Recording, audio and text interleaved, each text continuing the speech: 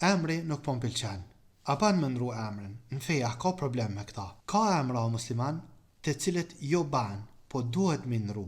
Në qovë se bin kundërshtim, Allah në rujt, thirën në adhurimin e diçkafit tjetër e jo në adhurimin e Allahot. Sikur për shembull me thonë robi i diellit, shembull për marrëm.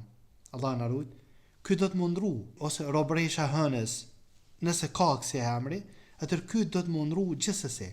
Nëse ka kësi emri, shkalla tjetër, në qovë se ka emër të cilat janë me kuptim të keq.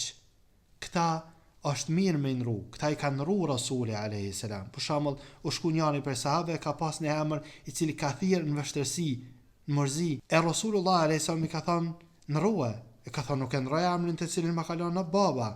Ka kundërshtu e pasardhësit e tij kanë thonë hala jem të vrejt atë vrazhdësin e emrit të cilin nuk e ka ndruaj, për shkak se emri i cili është me kuptim të keq është mirë mu ndru fetarisht. Tash vim të emrat të cilët kanë kuptim të mirë fetar ose kuptim të mirë shqiptar. Për shembull, është emri Shqip, kuptimi i emrit është i mirë. Këta nuk ka nevojë me ndru fetarisht, krejt është në rregull. Mirë po në qovë se kë hala don me ndru është Shqip ose është arabisht emri, është i mirë po këtina s'pi pëlqen.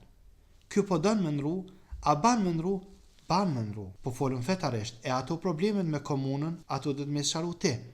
Ama na po folën fetarisht, emri cili është i mirë, kuptimin e ka të mirë, nuk ki nevoj me ndru.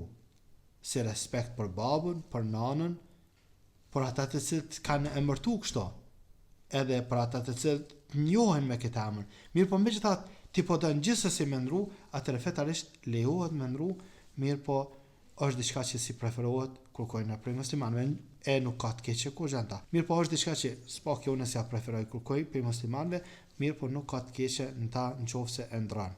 Kështu që po besoj që është e qartë. Ka emra të cilët duhet me ndru, gjithçysh, ka emra të cilët është mirë me ndru, edhe ka emra të cilët ban me ndru, mirë po nuk ka nevojë. Elusum Allahun azza wa jalla na lehtëson.